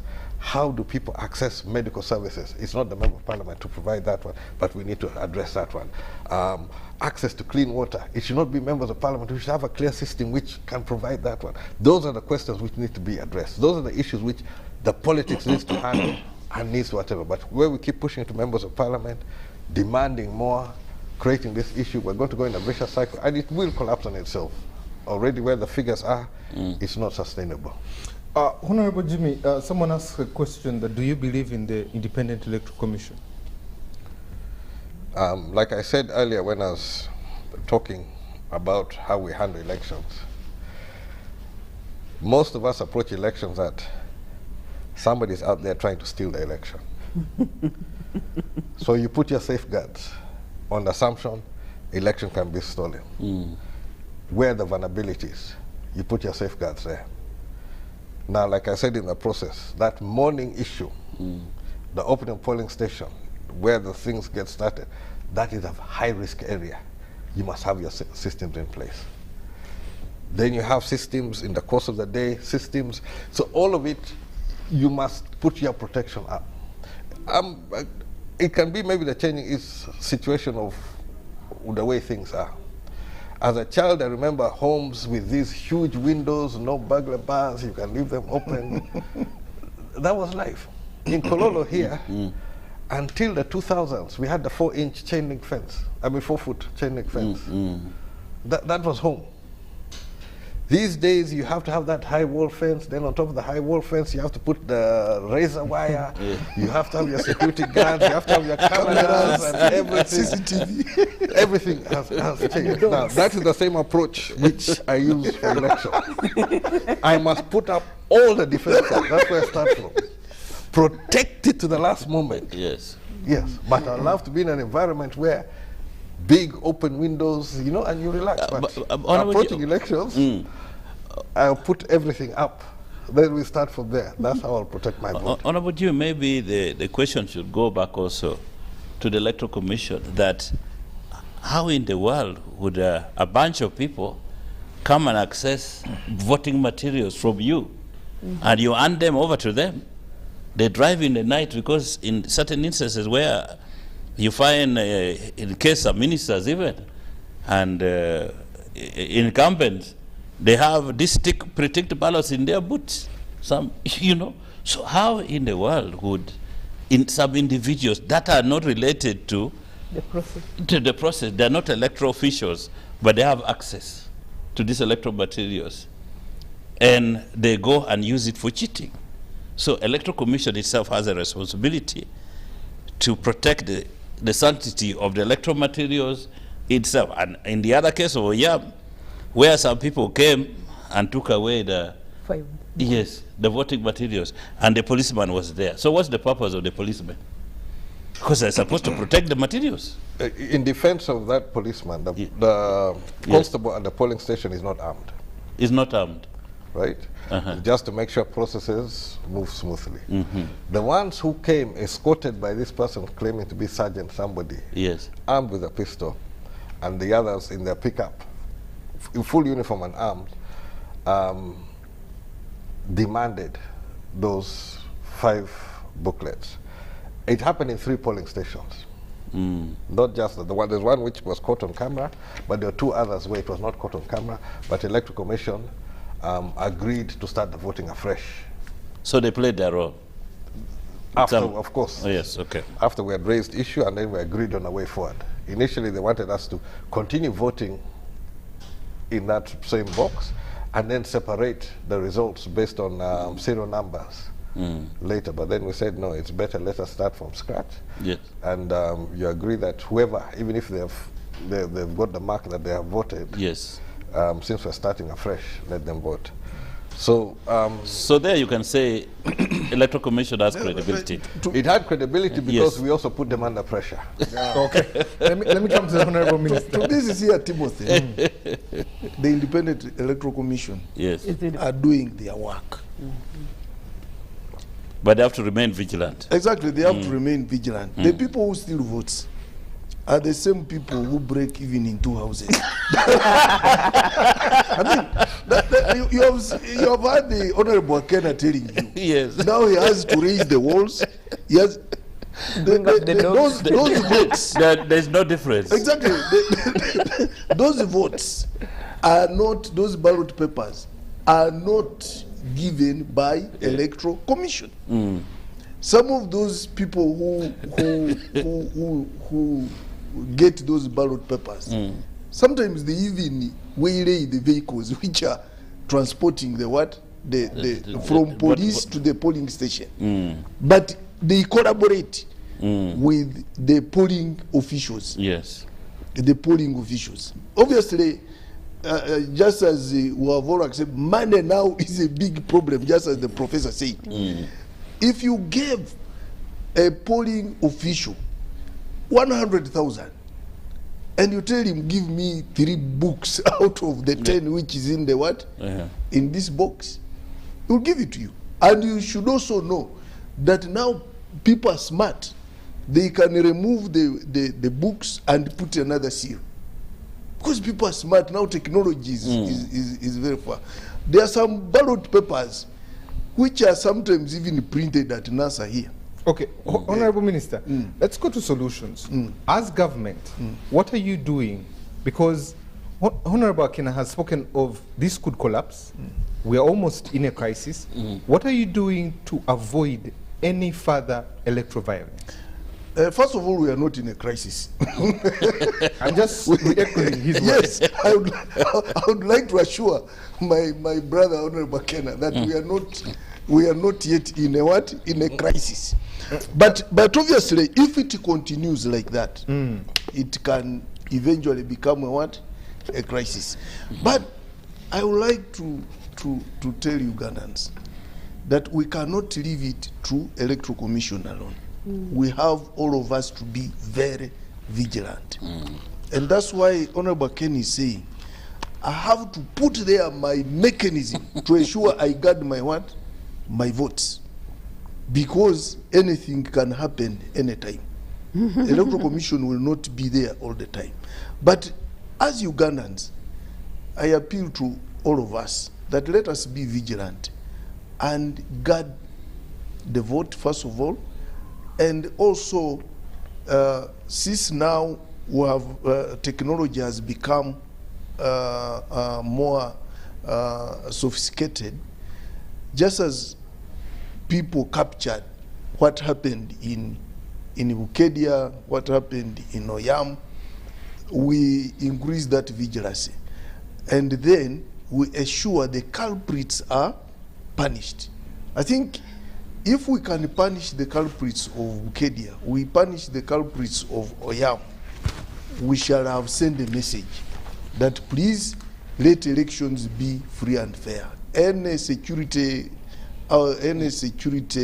personnel who involve themselves, or party fanatics who involve themselves in vote rigging, they should not spoil the name of Electoral Commission. Let us deal with them as individuals. And if we are all patriotic and we move and bring them to book, and then the law takes its course without interference, and they are punished, people will get scared. And then the process will be okay. Honorable Minister, we want to believe you. At what point does the buck start to become the bite? Because we know of military officers that were put before the media. We know of the arrests that have happened. When do we get the bite? I think we have started getting the bite. They are already, those ones who are already in what? In custody. And I am just praying that they are taken to court. So that, if they are going to police, there is a police disciplinary committee also. But this, I think, is a purely criminal case. They must be taken to what? To court. And then that is the biting. You want us to beat them also. Akela, you had something to respond. You see, there's a little more to it. If I go back to Oyam, I had an issue. When we had a campaign program sorted out, final day rallies are very important. So we had a harmonized program. NRM was supposed to be in Icheme. UPC was supposed to be in Otwal. When the NRM called their chairman to come, they now put their program both in Icheme and Otwal.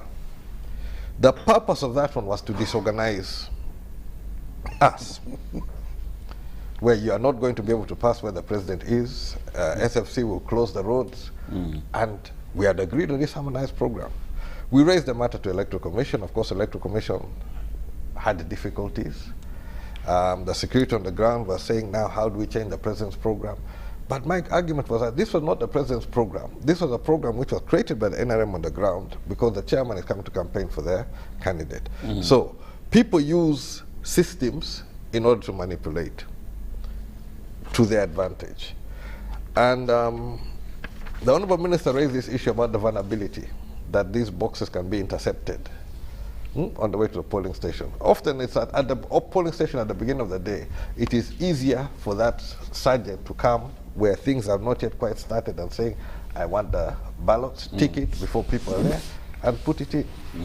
So that's why I assembled my motorcycles to escort it from the EC to the polling station, because I've seen that vulnerability before. So was that the wall or the razor wire? That's the razor wire. That is the razor wire. I have been in elections long enough. I have seen that vulnerability. I've seen it exploited. Now the police come and take it away. So police who are supposed to be providing security are the ones who now come and remove the razor wire. You know, like they break open the gate and they say now. So we have issues.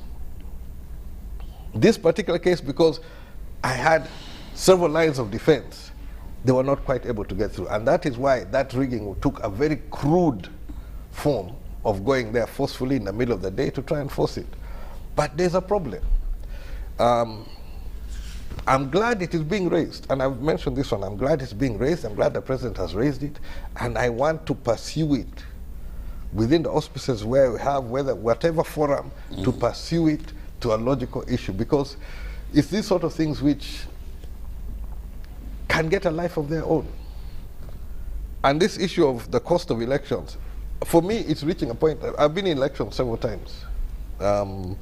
This is my 4th term. Each election, the dynamics are changing, the costs are increasing, and it's now coming to the point where it is not sustainable It's not sustainable. What somebody spends to be elected and what somebody expects to get out of it, the demands which you're expected to do, you're expected to run a government or government facilities, which is not the role of a member of parliament. Okay. So we're reaching a point where there has to be some realignment. If we can solve it through discussion, through politically, and come up with a better system of how we're going to handle, well and good. But if you reach a point where the system collapses on itself, then you'll have another issue to deal with. Because at some point, the electorate is going to lose confidence in the whole system and those in the whole government and the whole administration. Now, when you have such a situation, it doesn't augur well for the country. Where there's completely no trust in elected officials across the board, it does not augur well. Thank you very much, Honorable Akena. Professor, one of the things I pick from Honorable Akena is the population. Yeah. And one of the things we were discussing before we even came on is the dwindling numbers of people that get out to vote. And when you look at Oyam and Bukedia, the numbers still, let's leave the other details that came out there. How do we restore faith in the public to be able to come and vote for these leaders? But also, there are people that have been aggrieved by these elections. If you look at the FDC candidate in Bukedia, the allegations of his academic qualifications and all these things, do we need a reconciliation? Do we need a peace building as a country, in your view? Yeah, thank you very much. In my last submission, I said people are smart and the people laughed. But I think the issue is that over time, first of all, for by-elections, the voter turn-up is normally small, maybe 30 to 50%, so that's not strange. But I think what should concern us is the number of people who don't turn up to vote in the general elections. And most of these are the people who you think should understand. Most urban people, most elites people do not vote. And why don't they vote? The argument is it doesn't change anything. Those who are meant to win will win. Of course, it's not true, but those are the assumptions they work with. For more than 10 years, I've had even close people actually tell me that house there called the Parliament needs to be locked up, needs to be shut, and the money put in better use. And what are they complaining about? As Honorable has said here, too many leaders, increasing the cost of public administration, but also over-supervising, over-monitoring, and interfering with the executive's ability to deliver services. Because, you know, the officers don't pay much, but you might make a little bit more when you go out on a field trip to supervise, what do you call it? Benchmarking. No, there's benchmarking, but there is oversight. Yeah, so the oversight things. So you have the national level doing oversight, you also have the local level doing oversight, and that puts a lot of pressure on the people who are supposed to be delivering services. And so sometimes this has created a challenge. And so your question again about what should be done, okay? And how do we restore voter confidence? I think we can try. First of all, people have lost confidence, that is true. Even in the people in rural areas, some of them turn up because it's a new person, because they have never seen a person, because a woman is campaigning, because this is a new kid on the block. So you have that. But also some people turn up because they have been promised certain things. So if you turn up, you might go home with a kilo of sugar, or you might go with a T-shirt, and these are things people need. But I think all this can be addressed in a way, and find, I mean, we need to make the impact of Parliament felt. First of all, I think Parliament, in my view, has gotten lost in things which are not parliamentary things. The buying the ambulances, the delivering, these things are very difficult to do. Individuals cannot deliver them. And at the end of the day, it has introduced a distorted measure of what it means to be a member of Parliament. I think Parliament needs to go back to legislation so that we celebrate these guys for their ability to debate, not because they didn't come to my wedding, therefore they are bad MPs. They didn't find my daughter a job, therefore they are bad MPs. That's not the reason they are there. But I think we need to strengthen these institutions, and we've talked about the Independent Electoral Commission sometimes having things stolen away from them. I'm just wondering, how about if we we strengthened their security the way we do banks and bullion vans. Maybe we shall, at the end of the day, the ballot boxes will not be stolen in transit. But there are also some things like voter education and voter awareness. I don't see us doing that much. You end up having the individual MPs or the individual parties doing that. But if this is some of the things the EC would be doing, probably it would help. Combating electoral violence, everyone has talked about that. Emphasizing the rule of law would be an important thing. We've talked about campaign finance restriction. That has to be addressed. If it's not addressed, we are just going to move from one bad situation to another. But I think it all goes back to empowering communities. Empowering them, one, with voter education, but also empowering them with development, so that people are not reduced to beggars, but also that people are not easily intimidated. As you can see, the intimidation you see in rural areas, you don't normally see it in urban areas. Why? Because there's some respect for urban people. They can choose to disengage from the process. But the rural areas, if there's any brutality, they are the ones that face it. So how do we restore confidence in the House? I think if parliamentarians can do what parliamentarians are meant to do, we shall restore confidence and people will do that. But I think also people feel, there's also a feeling that Parliament is out of touch with reality. If each time a new Parliament comes in, the first thing they debate is their pay, people begin thinking maybe these people are not with us. And for me, where I sit, I understand why they're debating their pay. Because we are going to demand a lot of things from them. We milk from them everything. So it is just in order that they increase their pay according to inflationary rates.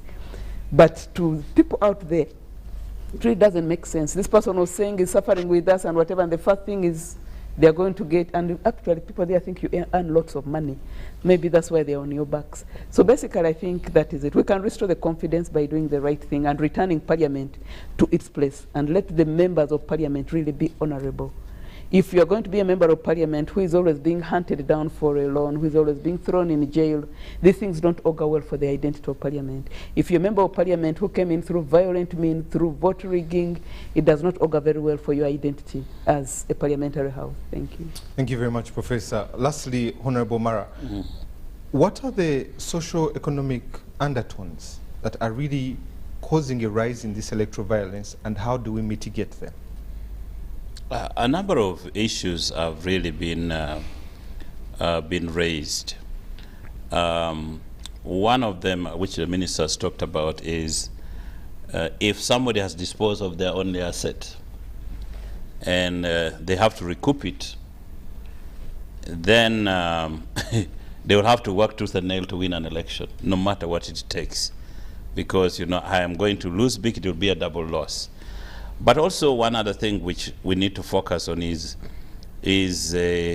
political maturity and improving on our political hygiene. As politicians, I think we need to accept, like Raila did with Ruto in the previous election. They met and said, you know what, if you win, I will congratulate you. But one thing we must agree on, no violence. But there's a lot of violence ever since the election. Today they have disrupted the expressway. No, it's a demonstration, whatever, but you can't have, like during the process of elections, there was really no outright violence. So there should be improvement in our political hygiene where leaders agree and say, on my side as a candidate, I will not get involved in any violence. And should be a commitment, and I think by parties they need to come together and make that commitment so that when we go in, whatever the outcome, if the civility is conducted and everybody has agreed, there's a sense in which we can have a very clean and beautiful elections. One other thing that professors mentioned basically is public education.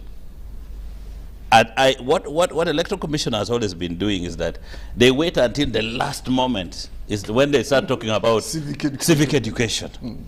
Civic education, I think, should start immediately an election has ended, so that by the time we reach out the next election after 5 years, there should have been a certain level of awareness where voters know what the value, first of all, the value of their votes is not about the 1,000, 2,000 that they are given, or 5 or 10, depending on which region has more money or less, but is that I must have proper representation. I think that would be really fundamental. The other aspect also is poverty. I am happy, unlike Honorable Jimmy, in terms of the PDM views. I believe PDM, if implemented properly, it will go a long way in dealing with the 39%, the bottom level poverty. If you raise the level of wealth of a population, their demands now would shift in terms of their political, what they will ask from their political leaders. It will not be the little money we'll give them. We'll say, okay, what is your agenda for roads, for electricity, for that? They begin to ask for bigger, important things, so that in our role of appropriation, they will begin to look at something else. A road, not burial, for example. You have not attended the burial, you are in trouble as an MP. So psychologically, when people are poor, their reasoning capacity is also very low. We must work every 5-year term. We must work to raise the level of poverty of our people, so that the dynamics in politics also changes with the level of wealth being secured, being achieved by the people. And the other one, without beating it as much, I think as leaders, let's agree that security forces should never get involved on any side of a candidate or a party. Their role should be basically in terms of guaranteeing security during elections, making sure there is no external interference from Congo. Like my brother here, who is near the border, the other time we were watching him with ADF, making sure ADF does not come and disrupt the election in Kasese, or the one for us in the upper side there, that the invaders, the raiders don't come, or in South Sudanese, you know, those people don't come, so that we have internal security. And then for the police to making sure that basically people at the electoral polling stations observe, you know, civility. That should be the role, not to really get one party or get one individual with the guns and you're saying that one must win at all cost. If we agree on things like that, I think there's a sense in which that after every electoral cycle, we are going to have a modicum of peace, a modicum of civility, where we will then begin to improve on the envelope of our democracy. And these are some of the things, it can be implemented. It's not out of reach. It's not rocket science. It's basically for leaders to agree and say, it's only good for our country.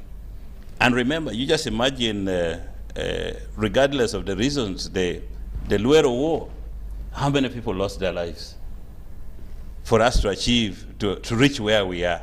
Now you just imagine you get another madman who can go around and start disturbing peace that we have achieved so much. It's taken blood to achieve this thing.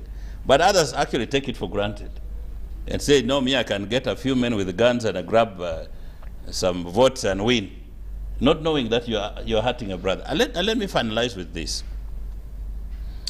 Not very long ago, Odrek Rabogo, and I think Honorable, my brother from, what is his name? I always forget his name. From Nyabusozi. Kajwenge. They organized a birthday party for Honorable Eli Karwanga. I attended that, the dinner at Serena. And this was to honor Eli. And they decided to bring the great leaders and our elders who nurtured our democracy, who have been there, and they have since retired. The Honorable Ruka Kairis, Honorable Cecilia Ogwal, Honorable Ben Wacha, they came into a meeting. You should have listened to the conversations. One of the things that Honorable Cecilia said was that when she was in Uganda House, I think they were causing some trouble there, some demonstration. So I think policemen were sent to grab them. But Honorable Jim Mwezi was the Minister of, I think, Security. So he called Cecilia and said, but my sister, I should have come to arrest you, but I think because of you, please don't do what you're doing. So they managed to have that conversation and settle the thing peacefully. And you can imagine, he said, you imagine all of us are now elders and we are here together, but why were we fighting? And we were fighting because of politics. time will come when our generation will get old and we'll start looking at each other and say, but why did I create violence against my brother when I had power? Because you're hurting a brother for nothing. So we must reach to a point where we said, you know what? This country belongs to all of us. We might have political differences and a semblance of competition, but we are brothers and sisters. We must look after each other, and regardless of the views that Honorable Jim has talked about in terms of opinion, philosophy, and ideology, but we are still, this is our country. Okay. Yes. I want to say thank you to Professor Sarah Sally. Thank you for coming through. Honorable Omara Paul, it's always a pleasure. Thank you. Honorable Akena Jimmy, thank you so much for coming through. Honorable Godfrey Kavyanga, Minister of State for ICT and National Guidance, thank you for always coming through. I want to thank the production team that is behind there that has made today possible, but we'll end it with this quote. Great leaders do not set out to lead. They set out to make a difference. It's never about the role. It's always about the goal. From us to you, have a good morning. Thank you.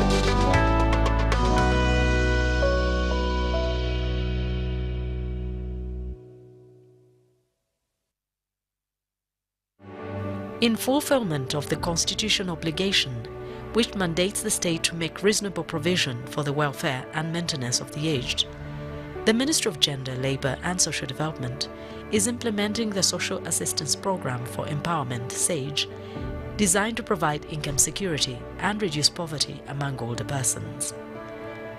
Over 300,000 older persons in 146 districts in Uganda have benefited from the grants. The income security has made life better for eligible older persons aged 80 years and above, registered with the National Identification Registration Authority, NIRA.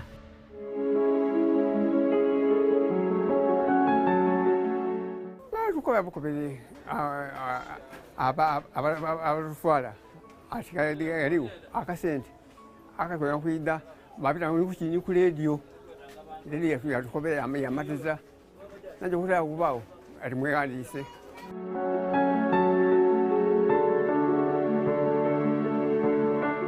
akasente kasoka nkafuna nagwa munkuki enkoko edabadukulu bange erufu yokabiri tuyafuna erufu yokubiri nata munkuki akabizi ngangulya ki kyegulya ngulya badukulu bange